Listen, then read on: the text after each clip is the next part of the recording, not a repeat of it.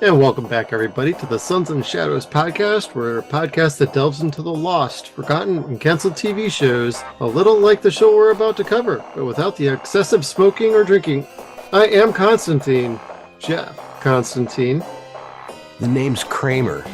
Kev Kramer, asshole. The emissary of the Brujeria, Will. Right on. I was going to call you Chaz, but I thought better of that. It was either that or Zed. And for anybody who doesn't know what we're talking about, yes, we are talking about Constantine from 2014. My name is John Constantine, and I'm an exorcist. Hear my word! Things crawling out of the shadows on a scale we've never seen. I'm the one who steps from the shadows. I'll drive your demons away, kick them in the bollocks, and spit on them when they're down.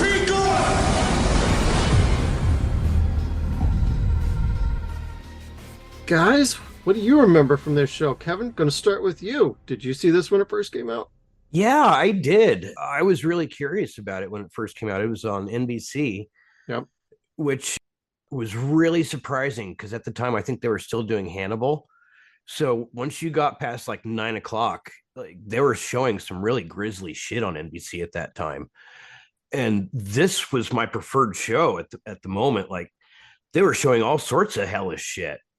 Yeah. And it remained consistently good. Like Matt Ryan was consistently good each week. And it was almost like the Howard Stern effect. He did something so horrible that you just wanted to see what it was going to be. Yeah, right. What about you? Did you watch this when it first aired, or was this a first time for you guys? I downloaded it and watched a few and really liked it. I think I circled back to it a while later after the season was done airing so I could just binge it in one shot. And yeah, I'd kind of forgotten a lot of it, thankfully. And I don't think I finished it previously. I think it was one of those series where I kind of knew it was going to die and didn't want to get invested. Oh, I hoped against hope. And I didn't see the last episode until this week. Really? Yeah, I didn't know how it ended. Like, Oh, wow. I've been sitting here for almost 10 years. Like, how did it end? Yeah, I watched it when it first came out. I was paired after Grimm for me. I think, did Hannibal come after that then? It might have. God, I really don't remember this being paired up with Hannibal, but I could very well be wrong because I did watch Hannibal at that time. Hannibal was on Thursday nights, and this was on Fridays, I think, at 9. See, I thought Hannibal was on Friday nights.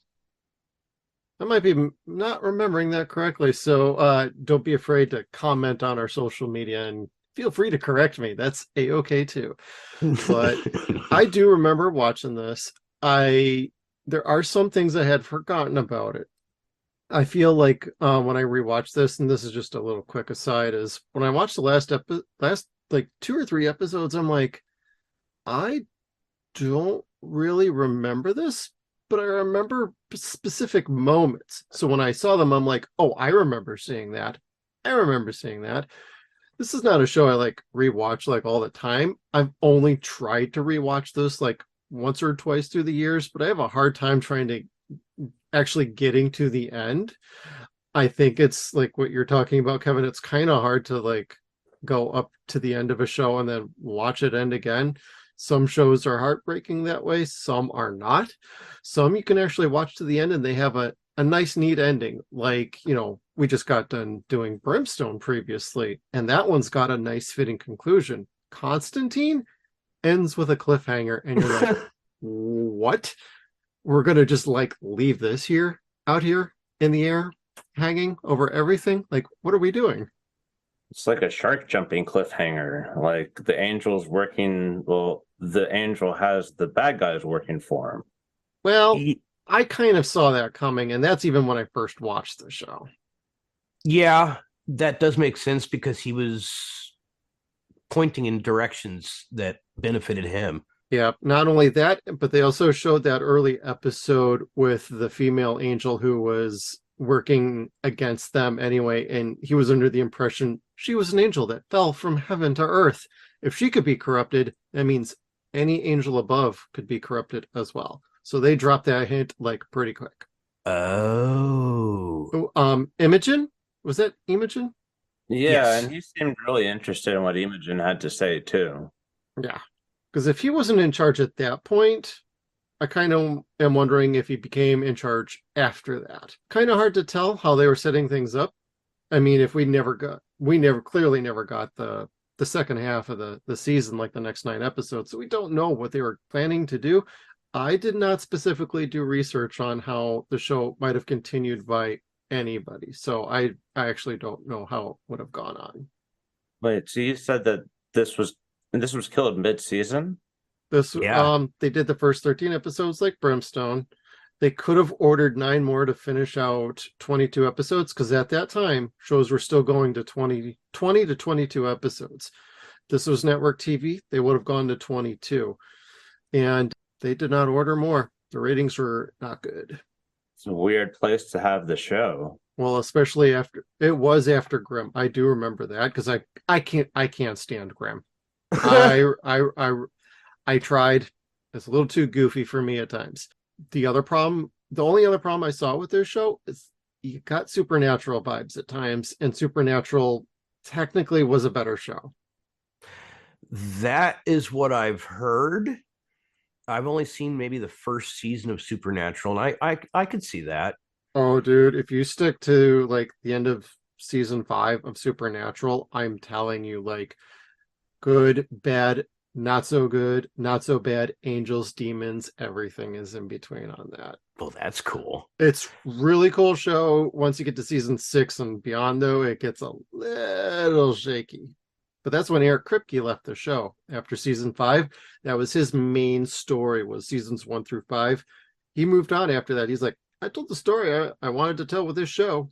And he was the creator. So that's when I checked out. But I'll eventually go back around and see the rest. But I'd say I think you'd like it. It's pretty cool.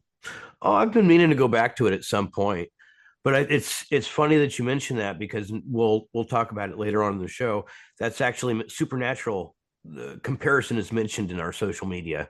Yeah. So, but I mean, I like the dark, disturbing type shows, specifically like this. And I'm a comic book nerd. I missed the whole Vertigo thing growing up. Okay. I don't know why. It's like the only Vertigo series I really read was The House of Mystery. Okay. And which is the Millhouse in this show. Right. And Sandman Mystery Theater. Everyone's like, oh, you like Sandman? Like, no, the one with the gas mask on his face. I don't know why, but those were the only 2 that I really liked. Okay. Otherwise, I was like mainly a superhero dude. So I missed a lot of the Swamp Thing issues. I missed where Constantine or Hellblazer was first introduced. Yeah. So my first introduction to Constantine was the movie, and the movie was a lot of fun. With the one with Keanu, right? Yeah.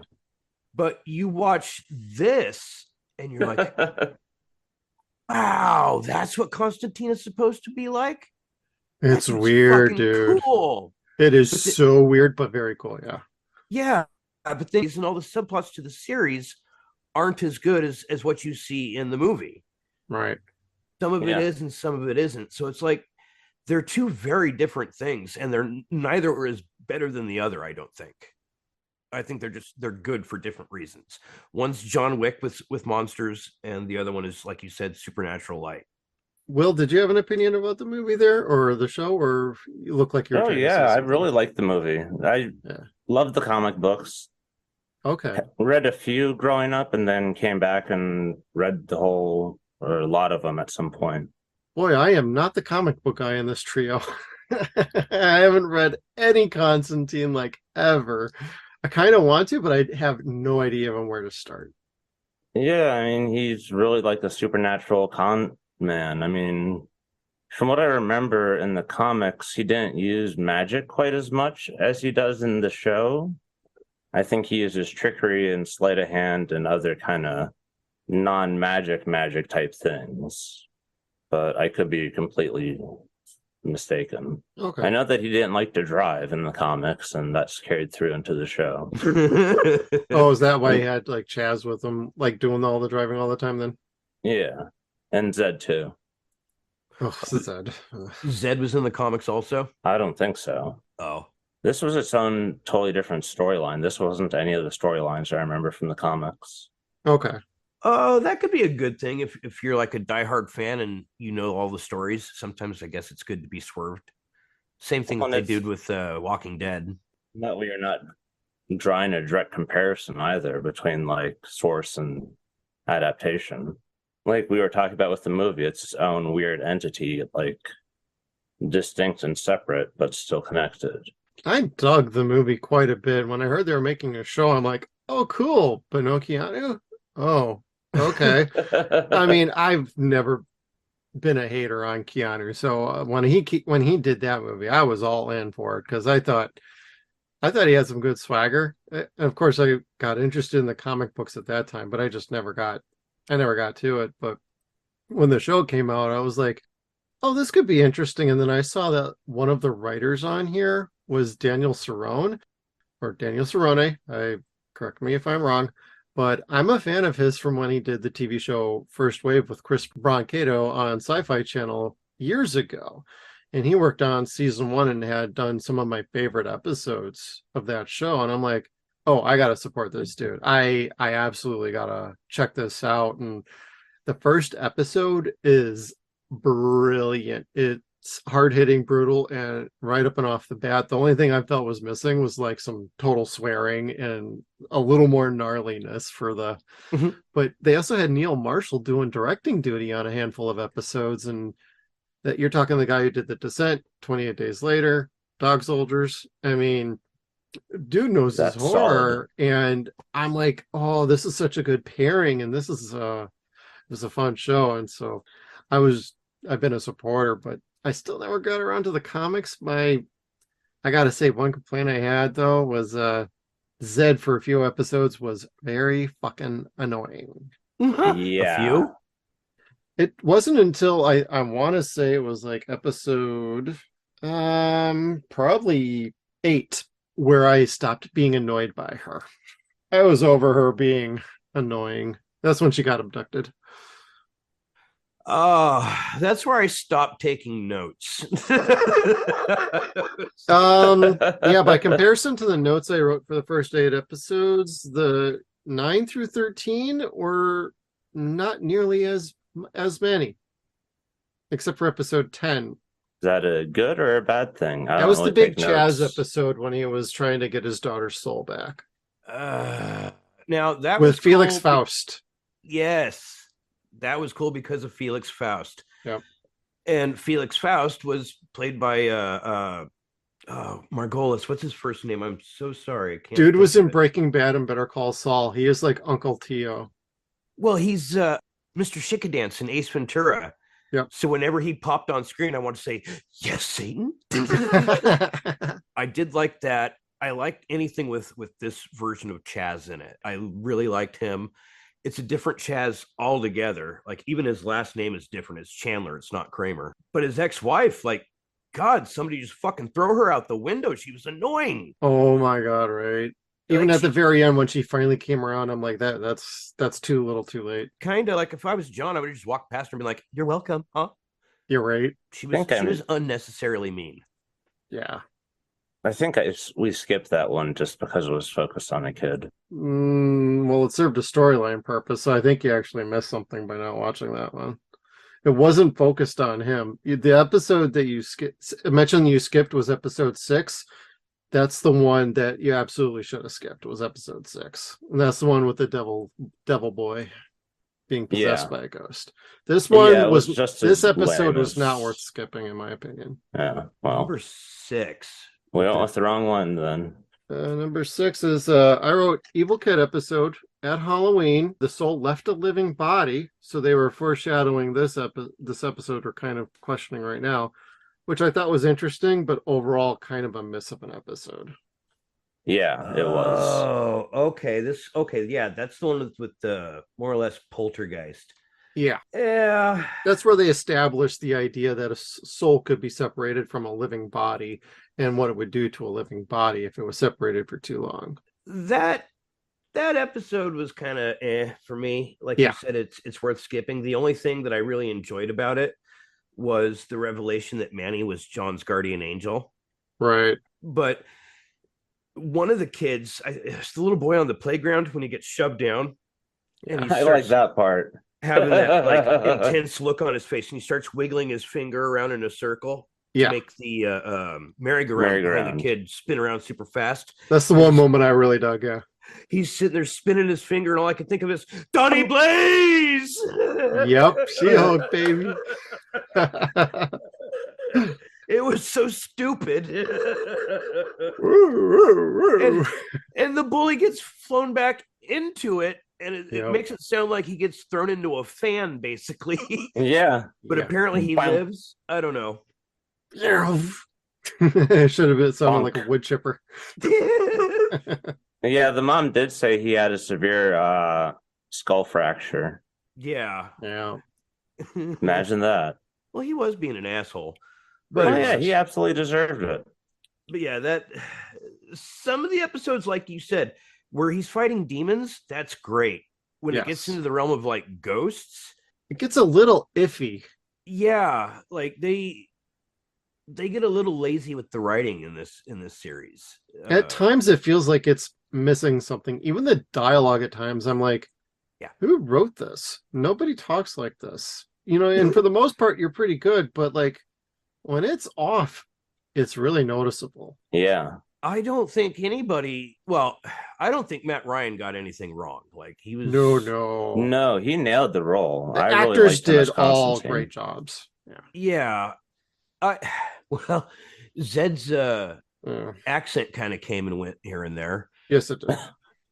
And she and John had absolutely zero chemistry together. Which I'm glad they never hooked up. Yeah. They were always alluring to that. Like it was supposed to happen at the end of the season or what have you. But I'm Oh, glad I got an that they opinion didn't. on that. Yeah, because it's like, for one thing, she seems, and I know she's not, but she seemed like she was much younger than John. A little, just a little. Just a little. But she had a skirt on, so John was interested. Yes, that's true, and that is John. That is the comic. But it's just that character didn't do anything for me. The fact that she was a touch feel and could do all that stuff until they needed a touch feel. Oh, you're not strong enough to do it yet. Well, she was 4 episodes ago. Like what? And then she has like a mental block on it. And then he's like, oh, you just got to push through. Just, we don't give a shit no more. We got to figure out what the hell's going on. I don't care what happens to you. Just do it.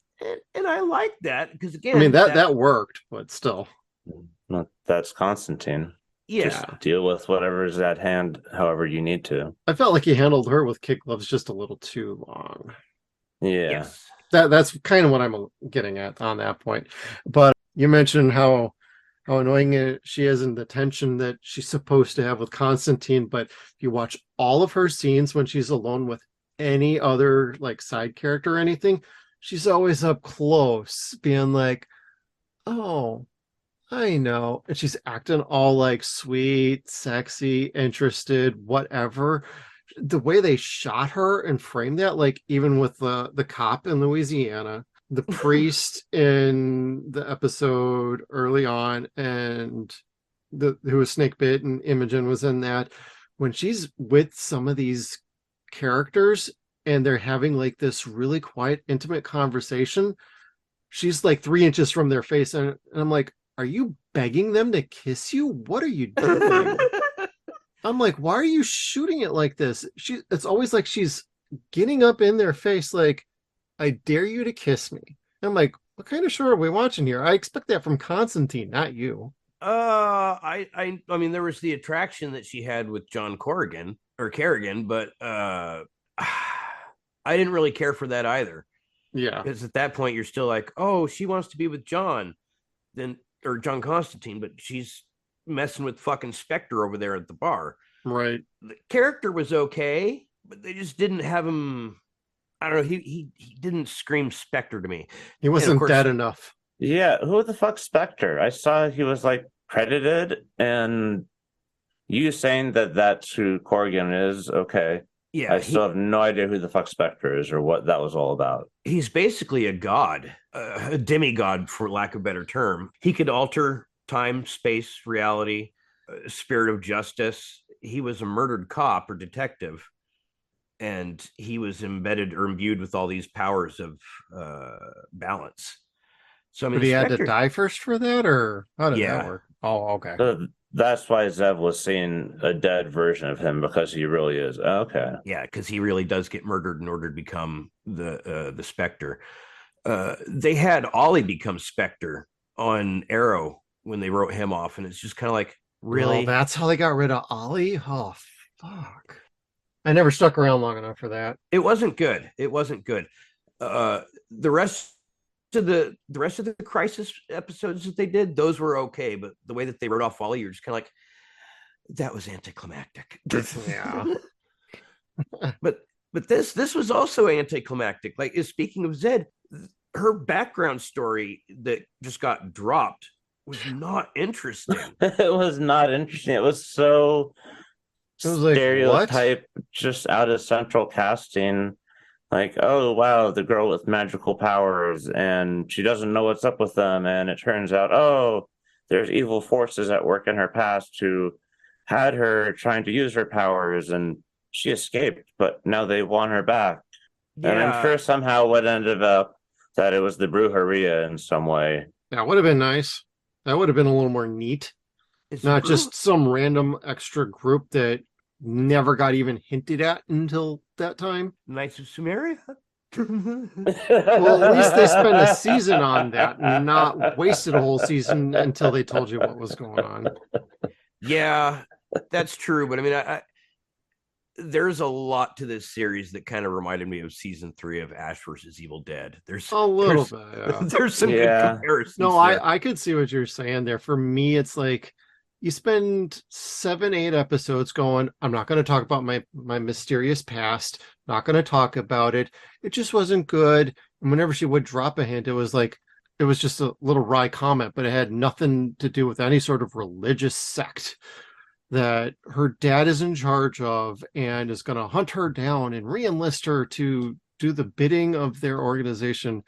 I'm like, is it even her father though? Her real father? Yeah, that's right. I'm just like thinking, okay, this makes no goddamn sense, like, at all. And it doesn't matter. It's irrelevant. Like, and like how would they even play a role in this? Like, the Brujeria actually was a really cool idea. As a casual fan who knows like nothing of anything. I mean, I watched the animated Constantine is excellent too.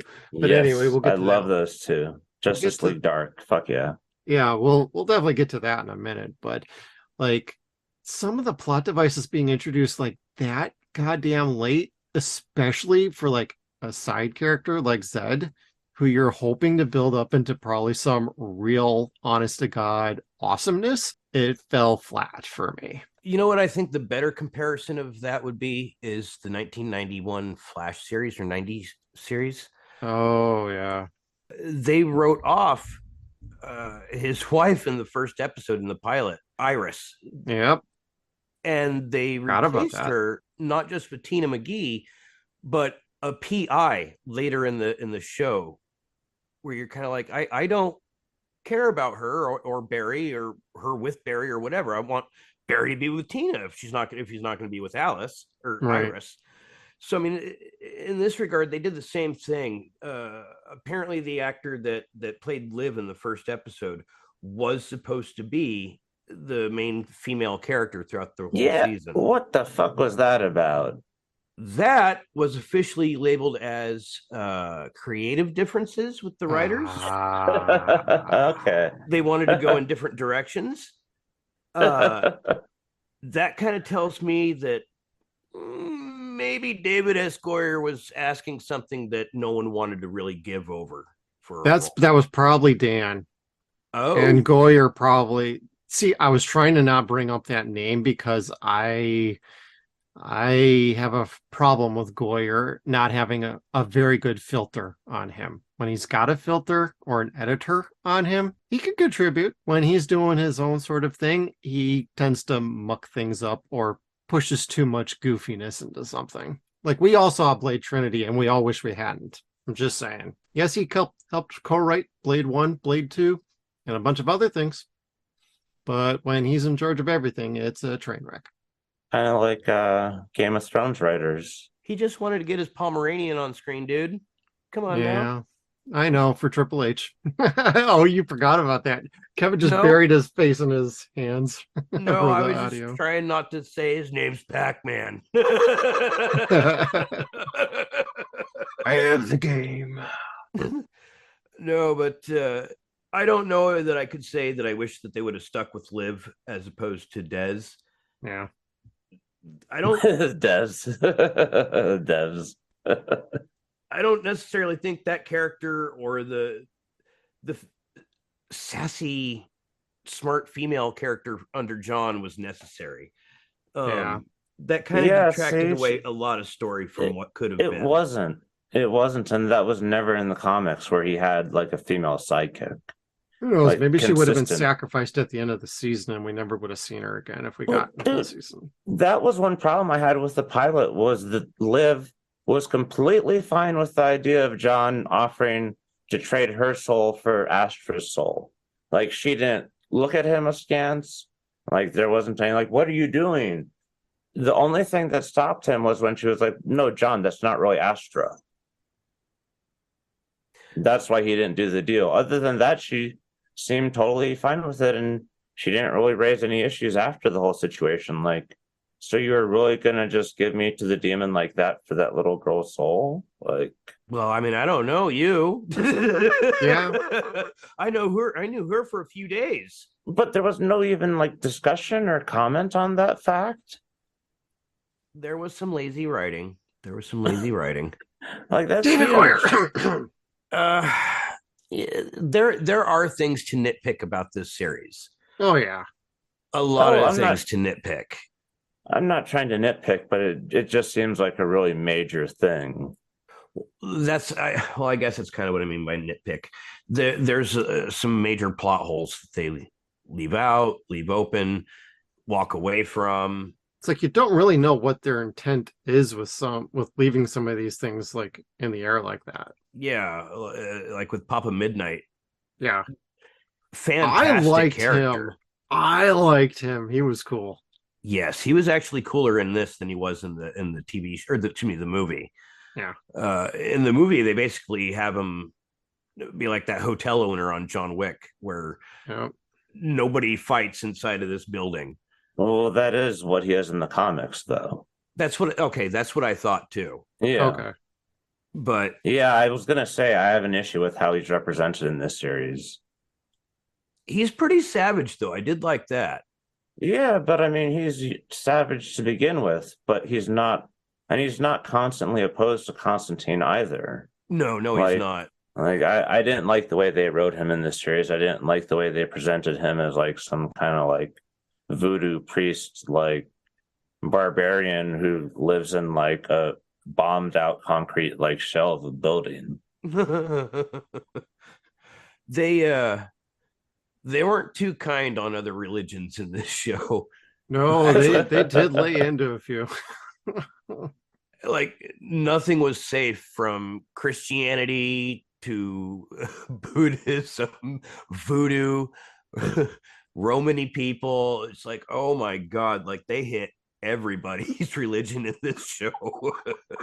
This show would not be on a network television or a network today. It would probably end up being on something like I don't know, like HBO or Cinemax or Showtime or like something behind a paywall that you could actually get away with a lot more on.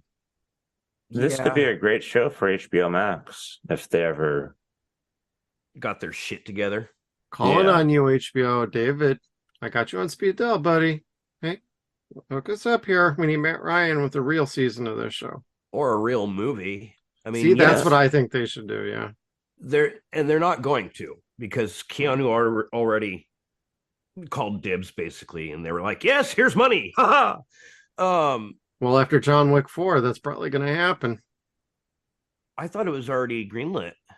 Well, no, I mean that's when they're probably going to start shooting, is once John Wick 4 is, and he's done the press tour on that, because I think he's got another movie he's shooting now. So it's I think it's been greenlit to start shooting in the second half of 2023. So they are making another Constantine with Keanu? Yeah. Yes. I'm up for that. Hey, I'm totally game. I like the movie just fine. But Well, knowing like a I little bit said, more about the character, having seen this show, I kind of know what I want more out of a Constantine movie, and I hope they do it. And I think Keanu is invested enough to try and have a little more creative exactly. pull this time, because when he did that last one, he more followed the script. Now he can actually, hey, if he's going to be an executive producer on it, he actually gets a say into what happens then. So And I believe Keanu would do an authentic kind of like, or at least he'd love to. push the comic as much as he could, I think, especially with the yeah, clout he has yeah. now. I don't think he'll dye his hair though, but I definitely think he'll. I definitely think he'll That'd do be this. lame though. That'd be stupid if he started trying to look identical. Like I like the fact that the movie has its own separate Constantine. Yeah, as long as we I don't hope they Jonah kill off Hex the Shia. sequel. I hope they kill off Shia. No, because Shia, that Chaz only had one life to live. Yeah. And thank God he lived it. No, it's a completely different Chaz altogether. Whereas the Chaz Chandler in the TV show, he had like what, 47 souls in him or something like that. 40, yeah, 47 or 48, something like that. Yeah, so it's Boy, like did he use one up for Felix? Jesus Christ! oh God, that was gross, but awesome. Well, they never showed him like reassembling or anything like that. You just see him walking through the door at the end of the episode. I'm like, oh man, you kind of took something away from me, you fuckers. Chaz was so fun in this show, though. Like, Yeah. At I know. first, I didn't like him, but by the end, I'm like, this dude's right on. Okay. Oh, I loved him. Like, my favorite scene that he was in was where the lady that cut her face apart think I'm pretty. Oh Well, yeah. first thing he tries to do is say, "Yes, I think you're very pretty." And she's like, "Well, then why don't you be pretty like me?" And stabs him in the fucking neck and kills him. I like was a that good one. episode. And then the next time he goes, and she says, "Do you think I'm pretty?" Like it just occurs to him how to fucking break her. I don't know. Do you think I'm pretty? The look at her eyes was like, wait, what? Did you just fuck up my line? It's almost like Do the you think I'm actress, pretty like, now? Improv a little, like, wait, did you just steal my fucking line? They kept it. It was so fucking funny. Like he pulls a total Jesus and starts answering questions with questions. And See, that's an example of when the writing would pop. That's when they would nail Yeah. it, and you wouldn't have this. Well, that's strange. Why would they say it like this? Or that's the dumbest fucking thing. What are you doing? And or that doesn't sound right. That was an example of when it's done great in this show, and there are quite often times they do a good job with that. Yes. Like when this show hits hard, it hits really hard. Yeah. When it fails, it's riffable. Yeah. And there are plenty of riffable moments, but I think there are plenty more really hard hitting spots that made this show. I don't want to say successful, obviously. All right. But it made it good. Like it's not a bad series at all. No, it's definitely in my book, it's definitely a good show. Definitely worth watching. And if you like it enough, getting like the Blu-ray set that's out there is definitely worthwhile. Just note any of the original music that is on that disc is not there. If you watch the broadcast version, it actually has licensed music in it. The Blu-ray, all of the original soundtrack music has been replaced. The theme's there, the scoring is there, but licensed music has been replaced by generic music. So just buyer beware on that. Just saying. God damn Warner Brothers, cheap Well, motherfuckers. Well, I had a version on my computer that I got many, many years ago that was downloaded that has the original music intact, and I will forever keep that and be my preferred choice of watching this show. I don't think I remember seeing the DVD or Blu-ray. I didn't know there was one until just this moment, so I'll have to end up looking for that. Spoiler alert. Right? It's about currently on Amazon, it's about $23. Oh, dude, that's not too shabby. No, it's not bad. I actually got a copy coming my way.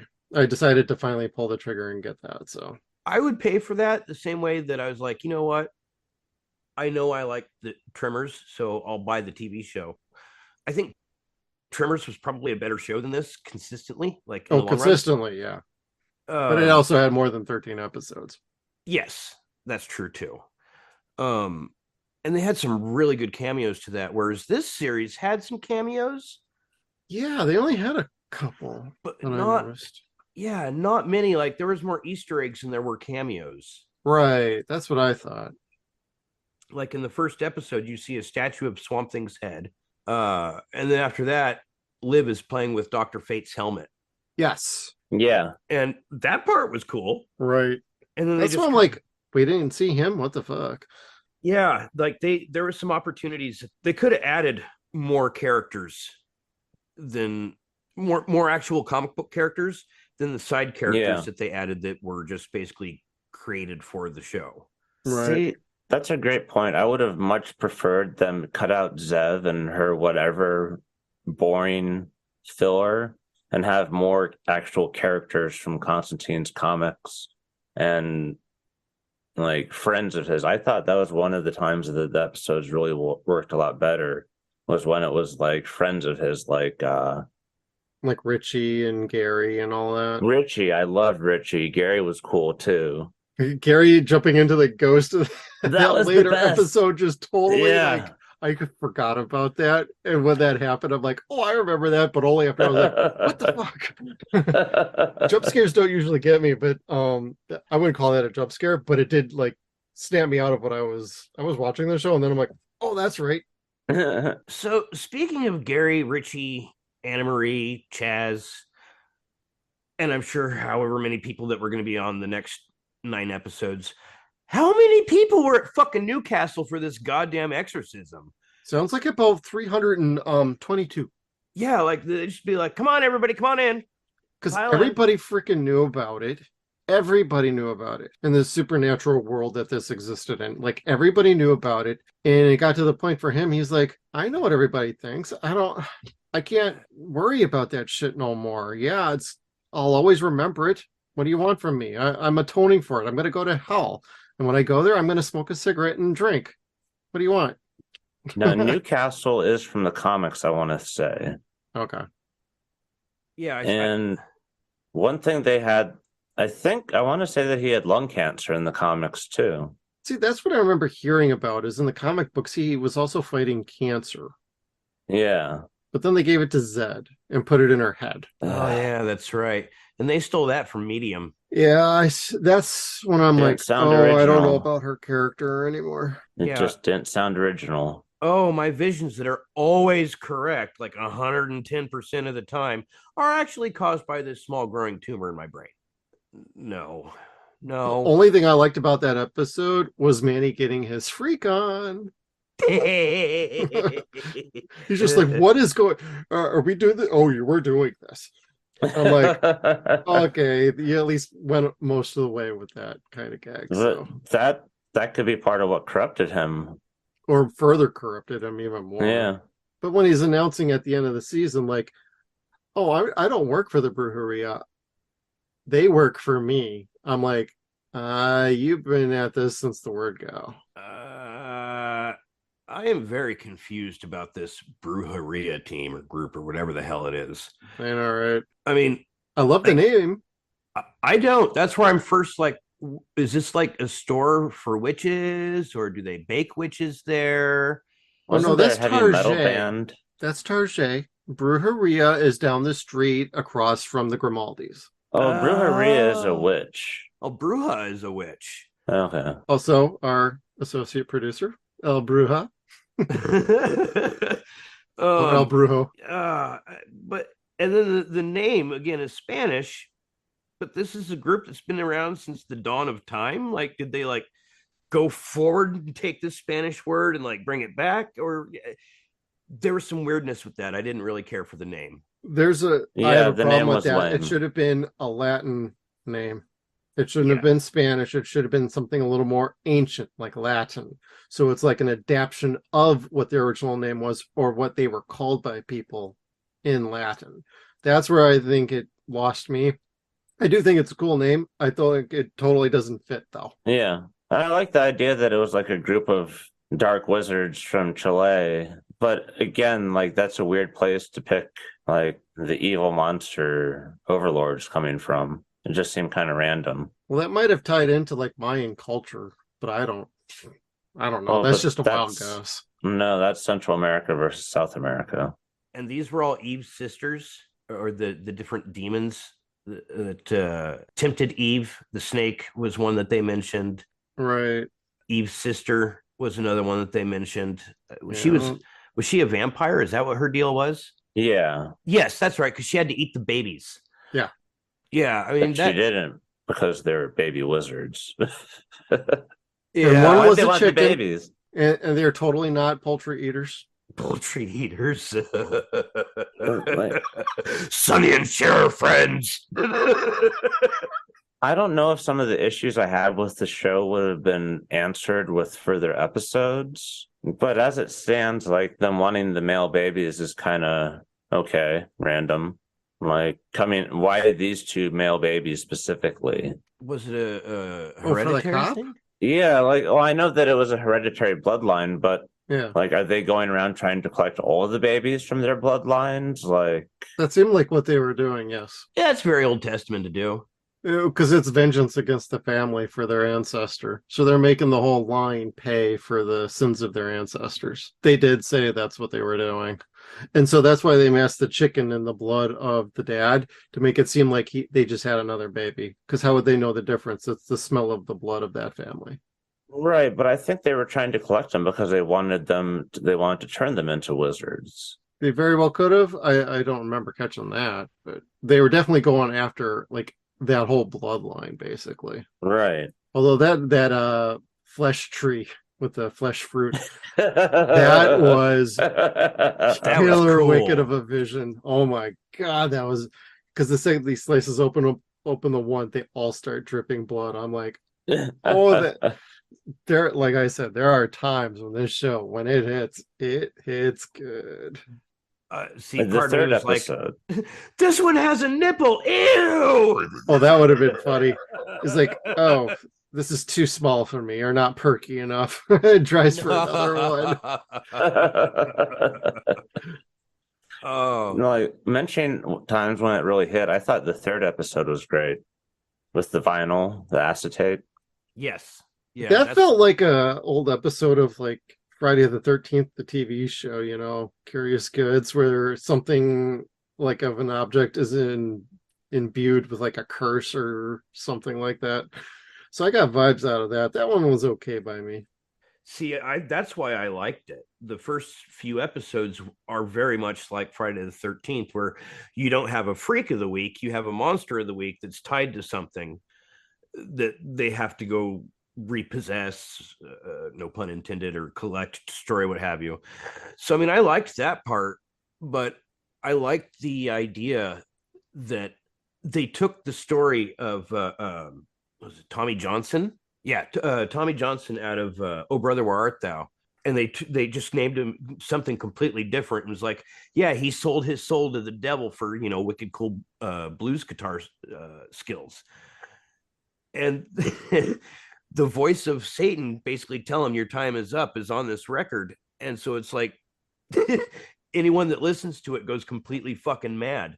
And Right. the only person that makes it out with not hearing it, of course, but was unaffected was the deaf busboy. Yeah. Yeah, I thought that was a cool touch. That was a cool touch until they added Zed to the matter. Ugh. Like Ugh. they had John say something and like seemingly insensitive because he wasn't responding or wasn't listening to John. Yeah. And I think he said something like, should I talk? I think he said, like, do I need to talk louder? yeah, something like that. And then she basically shits on him for being uncultured or Yeah. insensitive. And it's like, shut the fuck up. You randomly happen to fucking speak ASL. Good for you. You're right. And see, that's one of the things that I talked about where it's like, she's the one that's always supposed to be picking up the slack to do things that John can't.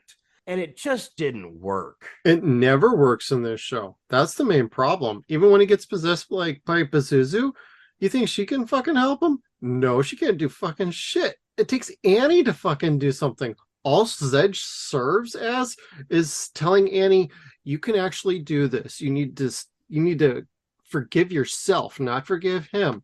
But then she's fumbling over like, oh yeah, you should forgive him. Oh, you have? Oh, well, you actually need to forgive yourself. Even that she's screwing up and not nailing. And that's how they wrote her character. So clearly that's on the writers for even writing that, but she never served that kind of purpose for this show. It never worked. It always felt shoehorned in. Like you're supposed to provide a strong supporting secondary character, and you're not it, lady. You're just not. And I'm not talking about the actress. I'm talking about the character. The actress was just doing her job. Yeah. But I would say, like, yeah, she was kind of just like a fun hole. Like, John saying funny shit, and she's just like, now, come on, guys, now stop it. The sausage fest is over. The girl is here now. Fun hole. I know, that's what I laughed at. I'm like, I know what you're thinking. And no, not on this podcast. No, opposite. Like a black hole that sucks away the fun. Even better. And we'll leave that there. Okay, I know something that came up in our previous discussions through some of our chats. I know somebody doesn't like the theme of this TV show. I know I do. I love the theme. It's so fucking loud every time is my issue. Okay. And I don't want to have to keep always going over to the video player modder and adjusting where it is on the slider bar. It's just too fucking loud versus the rest of the show. It's a great theme, and it's over nice and quick too, which makes it even more of an annoyance because it's like I'm really gonna like advance the bar like that many seconds for just that much time. We're gonna love the beginning of this episode. Well, that's why I loved the feature on HBO Max where it just says skip ahead, skip intro.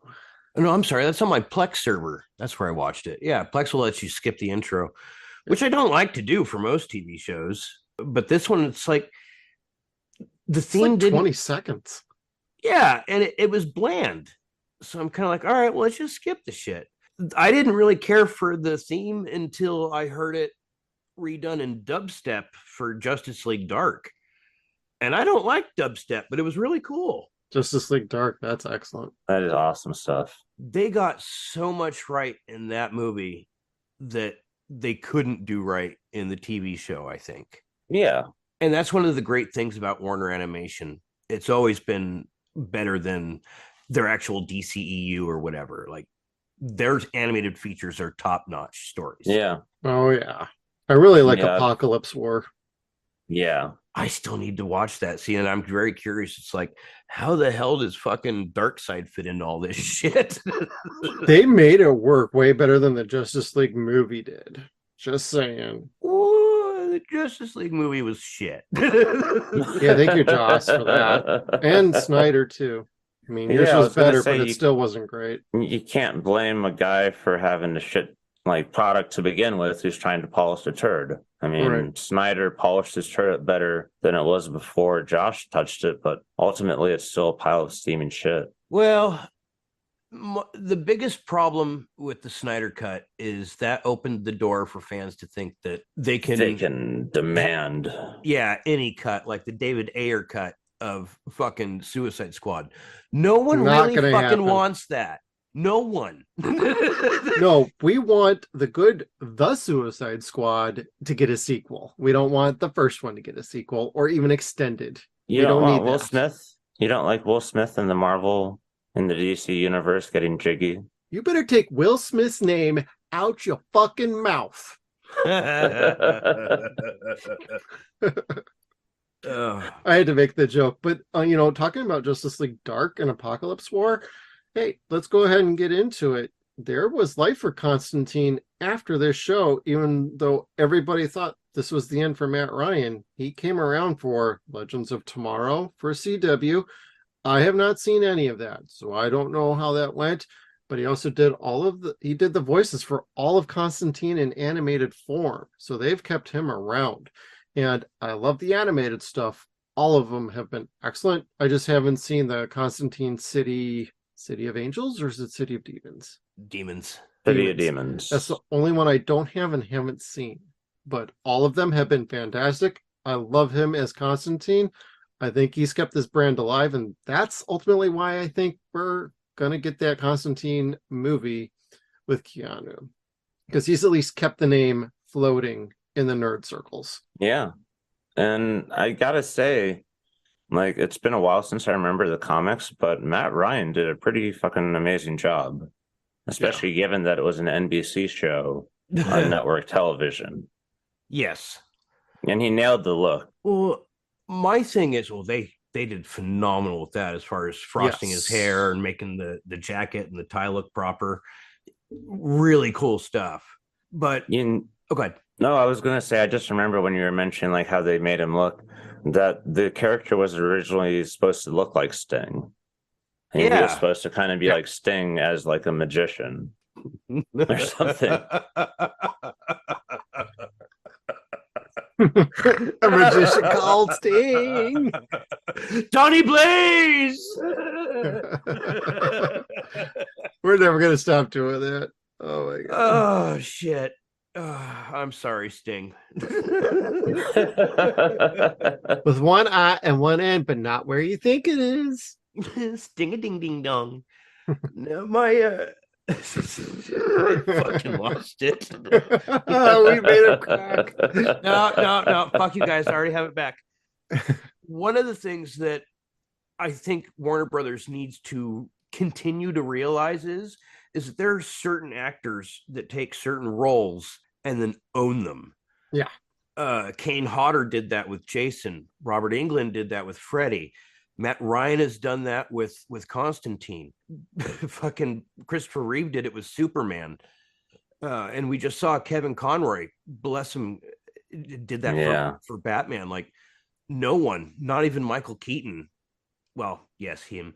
But no one could say with the confidence that Kevin Conroy had, saying, I am Batman. Not many other actors that have portrayed Batman can do that. Right. No, like Christian Bale is not going to die tomorrow and have the whole fucking country in tears. People be like, well, the guy was an asshole. He made a few good flicks, but treated people like shit. But the lighting, it's the lighting's fault. Yeah. But no, I mean, Matt Ryan is one of those special actors. Getting back to him, that he owned this role. So it's like, yay, we're going to get another action flick. But ultimately, boo, I wanted an R-rated movie with Matt Ryan in it. Wait, it's not going to be R-rated, Constantine? No, Oh, I'm sure it will be. Well, okay. We'll see. I hope so. I mean, that's the way it needs to be, in my opinion. I mean, yeah, I'd love to, it sounds like with James Gunn and the other guy, I forgot his name already, that are going to be like the new presidents of DC and doing the DCU going forward. They're trying to line everything up so things are a little more consistent between the shows. Somebody seems to think, oh, we're going to have a brand new DC universe.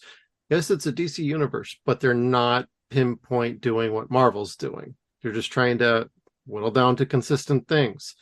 Well, even James Gunn can do this.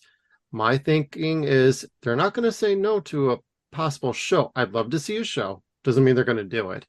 I think they should give Matt Ryan Constantine. They're doing a Joker 2 with Joaquin Phoenix, yet they're still doing the Batman, and they're going to have their own separate Joker. You can still keep things doing their own thing. You can have individual movies doing their own pocket universes and pocket projects doing their own universe. You could do a Matt Ryan TV show. Maybe it's a different Earth, Crisis on Infinite Earths or something like that. Doesn't have to be the same world we live in. We could have our little pocket Constantine universe on HBO Max. And Keanu and Matt Ryan Constantines could even meet up in the multiverses someday. That would be okay. They did that on Flash with the TV sadly universe where they did Crisis on Infinite Earths, and they brought Brandon Ruth back as Superman. Glorious. They had like the different Flashes back on Flash. I mean, They did some cool stuff. It was dope until they had Ezra Miller instead of fucking Michael Rosenbaum. I'm like, come on, man. Rosie's still in great shape. Put him in a fucking suit. Do it. Well, they're doing a podcast, Michael Rosenbaum and Tom Welling. They're rewatching Smallville. So if you like your podcast and you like Smallville and you don't know about it, they're rewatching the show themselves, and each week watching one episode and then talking about behind the scenes things and reviewing the episode themselves. It's actually a really good show. It's on my subscriber list. I've been getting a kick out of it because I only watched the first couple seasons, so it's actually kind of fun to listen to it. These two are great partners, by the way. Yes. They're business partners too, so they're legit buddies. I really like the first few episodes, basically where Welling isn't giving Michael so much the thank you, because I'm sure he already has, but not wanting to show a friend that he ribs all the time that he's grateful. Basically thanked him for being patient with him. Yeah, because that was his first acting role, and teaching him at the same time.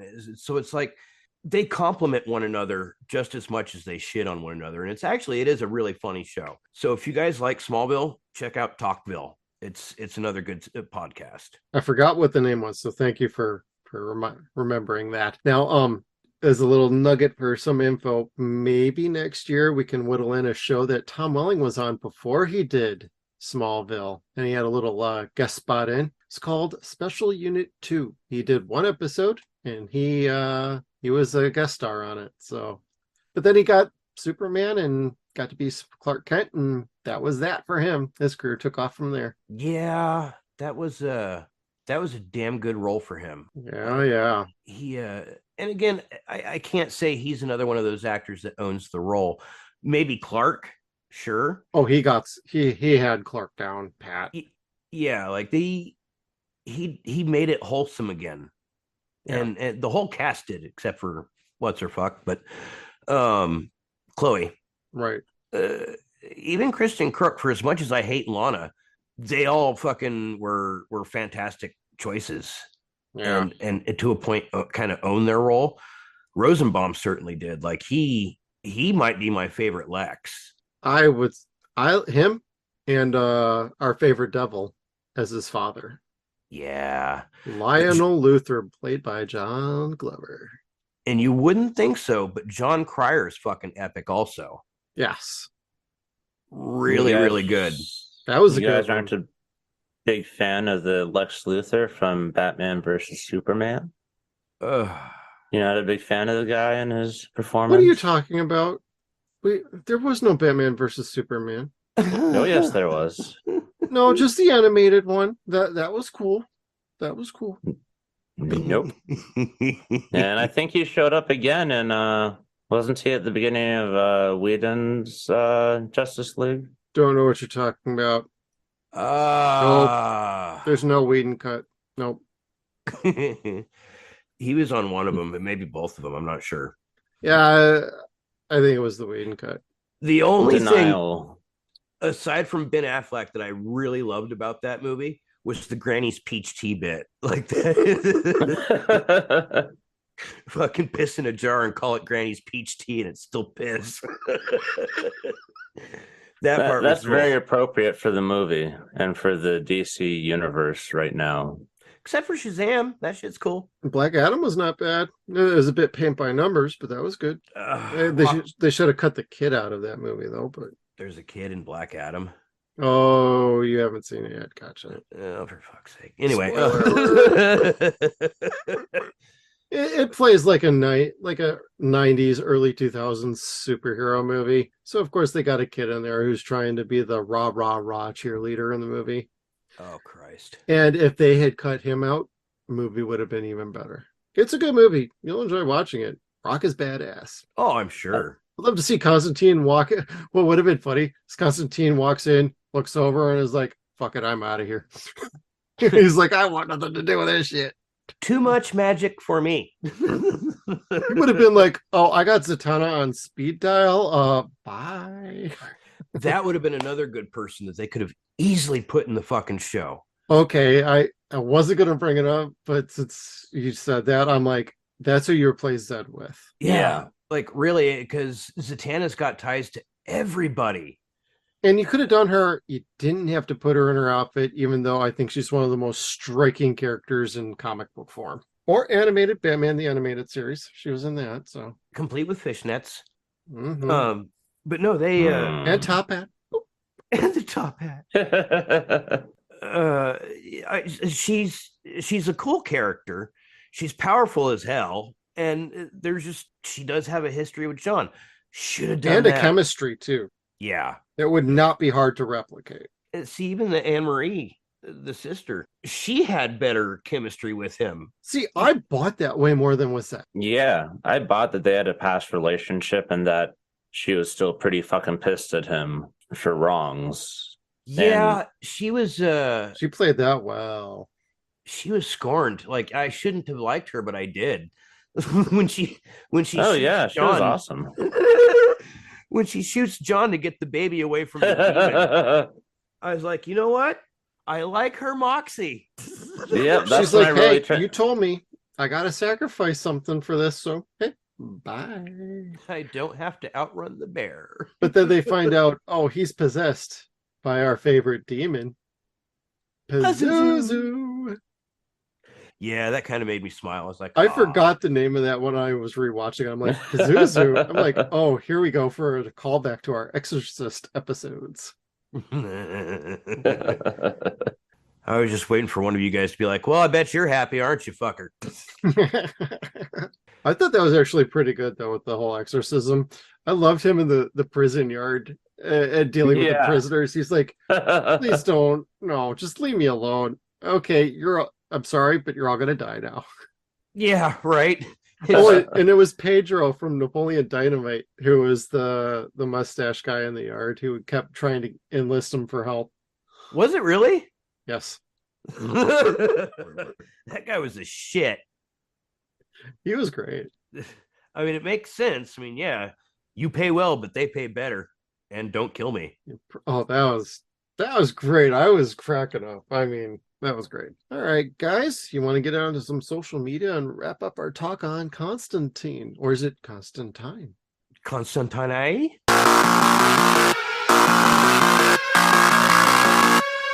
We have quite a bit of questions and comments from Twitter this week. Heather Harris says the series was closer to Hellblazer than the movie was. I prefer the series because of that. You know, I haven't read Hellblazer like we talked about. Neither have I. Yeah, I'm going to have to agree that, I mean, I've heard from everybody that it's much more like the comic book than the movie was, but you could tell this had a much more comic book feel to it than the movie did somehow. But it did. Let's see here. And one Godzilla fan said, Matt Ryan is a great Constantine, but while the series was a worthy effort, it struggled to get its engine running. It's still better to watch Ryan play the role than it was to watch him in Legends of Tomorrow. I was going to ask about that. I hadn't seen Legends of Tomorrow. Have you seen any of that with him in it? I don't think so. Okay. I think maybe just a brief bit that was in Crisis. I feel like I heard that they toned him way down, though. Yes. But I don't know from actual watching it. That's what I'm asking. Okay. From what I understand, it didn't get grisly. They just made it a little bit cooler by putting him in there. Oh, okay. I know Stephen Amell really wanted him on Arrow for a while. That's right. He was the one that made all that happen, wasn't he? He loved the show and he wanted Matt Ryan on, and they were friends too. So, well, that's cool. I think you can actually blame Stephen Amell for keeping Matt Ryan around. But I ain't blaming him. I'm thanking him. Hey, he kept Cody Rhodes relevant too. So, you know. Who? Cody Rhodes. I don't know who you're talking about. Dude. Stardust. I'm kidding. You sacrilegious bastard. You're welcome. All right. Next, we've got Lynch Mob 17, who said, I loved it. I think it could have been better if it had been on streaming channel or cable. Mm-hmm. So it could have been a bit darker, but Matt Ryan was fantastic. He was Constantine. Yeah. I love your name, dude. Lynch Mob 117. That's great. We haven't hanged anybody in a while, so But no, that is very true. yeah, like they like you guys said earlier, I would love to see a much more R-rated series on HBO Max that they could just do whatever they want with. But I don't think we're going to see that. Certainly not with Discovery in charge right now. Be great. Keanu Reeves sells tickets. Everyone knows Keanu Reeves. Only a small sect of fans know who Matt Ryan is. And Warner Brothers don't make movies for fans. Yeah. All right. Next we have Tabitha Chase. Said, I enjoyed it, but not as much as the movie. Part of the reason I enjoyed it is I live in Atlanta, and it was still relatively new to see the city in mass media. Oh. Nowadays, it's old hat, but it's still fun. And I know someone who was in it. Awesome. Yeah, that's very groovy. Yeah. Oh, here we go. Next is Patron Taint. I love it. Yeah. Patron Taint. Great as Constantine, but it was like Diet Supernatural. See, I told you we were going to come back to that. A little bit. A little bit. You have two shows competing for the same space. You have to be a little bit more different than it was. Yeah, because they were going at the same time, right? Yep. You can't do. The only difference I kind of noticed was the chain smoking. Oh, yeah. Sam and Dean just drank. Just drink. Well, that's how you get through the day with all that horde shit. And they weren't exactly great womanizers either. They got No, women, but they did not actively like, yeah, I'm hooking up with this every other week. Yeah, okay. I get you on that one. All right. And then our buddy Dave Gold. Today's Dave's birthday, actually. Oh, happy birthday. Yeah, man. Matt is the only actor to nail the role. Yeah. I'll give it that, yeah. Yeah. I mean, Keanu is Keanu, and that's just what that is. Matt Ryan is much more believable as being another person, another character. Right. Let's see. It says, which is probably why they keep bringing him back in both television and direct-to-video media. Yep. Again, yes. And my good buddy Keith says, I love it so much. Matt Ryan nailed the character, and the tone of the show is spot on. I do love the Keanu version, but it's not the same character at all. But how can you not like Peter Stormare as the devil? That's worth true. the price of admission on its own. Yeah, and that scene of him pulling all the tar out of fucking Keanu's lungs was just. Oh my god, that was epic. That was cool. I want to rewatch that movie again. I intended to this week, but my kids don't fucking sleep no more. And if they watch that shit with like the bug demon, they're never going to sleep again. Yeah, you don't need to worry about Freddy. You need to worry about that. And then we've got GG Tim Allen that says, dude was so good at playing Constantine that he still does years after the show was canceled. The series was good, but it followed the formula a little too much to be different. Yeah, I'll agree with that. Zed is a formula character. Yes, Zed is. We need ladies to watch this show too, so let's get a lady in there that's smarter than the main character. Yeah, no. It's like that's not how it works. In line. She'll keep him in line. Yeah, like she'll tame the bad boy. I think not. Yeah, we're watching for fucking Constantine for that bad boy role. Not so much as I want to be like her. No, you don't. You know, the character we've already talked about it, but the character that could keep him in line and keep him in check is Zatanna. Yeah, they missed really the boat on that, in my opinion. I don't know if there was supposed to be a Zatanna movie getting made. That's been canceled. Aw. Well, they were not even that far along in production because they couldn't nail down the script. But, you know, maybe down the road eventually we'll get a Zatanna something or other. I'd watch the shit out of that. Yeah, especially if Constantine was in it. See, this is what I'm talking about. All right. Next, we have Philip Coates, who says, I see no value in the movie whatsoever. Matt Ryan is Constantine. That's cool, too. You know, I mean, the movie had some fun kills in it. It really did. Yeah. Like, even Gavin Rosdale, for as much as I think he's a fucking puke in real life, like he did okay in the movie. The movie's good. It's a little long though. Yeah. I think they Yeah. had some pacing issues with that, so they needed to tighten that up a little bit better.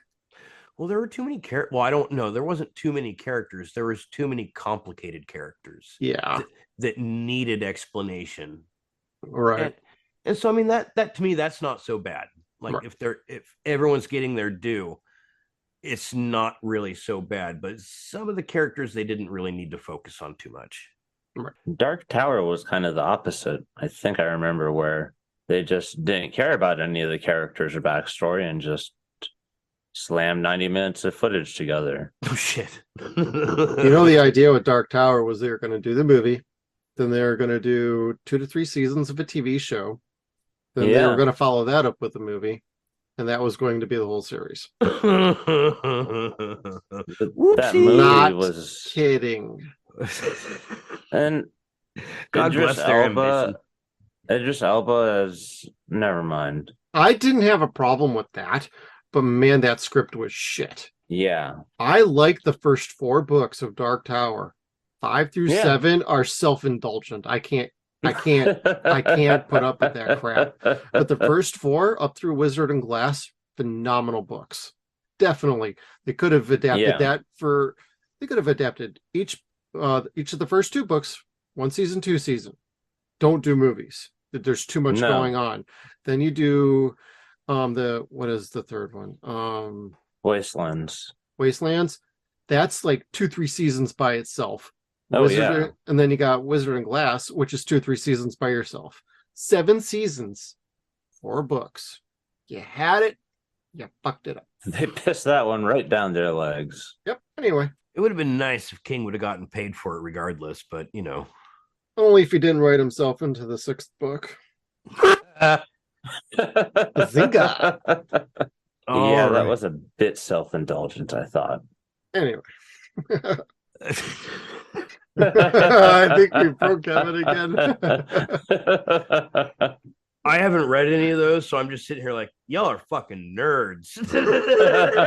And here, when you two get to talking about comic books, I'm like, nerds. Yeah, wrestling nerds. I don't know shit about that. See, one of us is thinking nerds whenever we go off on one of our side topics. It's okay. We're all nerds. This is why we do this. All right. And then the last one I got is Robots Don't Age podcast. They said, I feel like the show didn't get its due respect. I thoroughly enjoyed the season, but sadly it stopped there. I don't know about the character per se, but what I do know is this worked out well. Yeah, I'm going to agree 1,000%. Yeah. Yeah. Like I did enjoy the show. I think if it would have been on Fox, it would have gotten the rest of its seasons or the rest of its episodes. At least the rest to finish out a full season, not be on a cliffhanger. Although Fox is known for doing that for half of its shows too. Oh, you got a cliffhanger? But bye. Yeah, but like Human Target, the then CEO or whoever was in charge of Fox programming at the time really liked Human Target. So it's like he stuck his neck out on the line to get them another season. Yeah. And by the end of the second season, or excuse me, the first half of the second season, everyone else at Fox was like, we don't like this. So despite the fact that the boss liked it, they had to cancel it. Well, you had people working against him, and he was like, fine. Yeah, pretty much. One more thing to include on here before we check on out. I sent in a question on the John Campea show. They have something called an open mic session for members. I mean, you can still check out John Campea's show. It's a great fun show during the day. But I wrote in and I got my question answered. And I asked what they thought about Constantine. And Robert Meyer Burnett responded with, I'm a huge John Constantine fan. I liked it. I thought Matt Ryan was great as John Constantine. I liked the pilot that Neil Marshall of The Descent directed. But I didn't think it was hard hitting enough, if that makes any sense. Constantine has to go for the jugular with hardcore R-rated horror. That's what I wanted to see. Real degradation. Hell on earth stuff. But it was okay. Yeah. I enjoyed it. I was sad to see it go. It was cool to see him back. Loved the comic. So thank you, Robert Meyer Burnett. I have now read your your answer on my podcast. Bravo. That is an excellent answer. Yeah. And he's right. Yeah, that's the nail right on the head. They they had a silver bullet and they shot it at a vampire instead. So they didn't know what to do with what they had, I don't think. Yeah. Any other thoughts before we let everybody go? Watch the cartoons. The animation, they're not cartoons. Yes, sorry. Watch the animated features. Those are fantastic. That's better. Cartoons. Yeah. It's a fucking cartoon. It's they're features. Those are really good. They are a little toned down, but they're a little bit more mature than the TV series too. Yeah. That's all I got. This shit's awesome. Like, give it a watch. Yep, totally agree. It's a good time. And, there's might be a few things that you're not into, but hey, still a hell of a good time. And Matt Ryan nails that bitch. Hey, I'm Dana DiLorenzo, and you're you. And these guys, well, they're them. And who are they? Well, you're listening to them. You're listening to the Suns and Shadows podcast. Subscribe and listen, or else. Make sure you check us out on all of our social media platforms. We got Facebook, Twitter. We are at Suns and Shadows. We're also on Instagram at Suns and Shadows Cast. We are at sunsandshadows.com. Thank you again, everybody, and we'll see you down the road.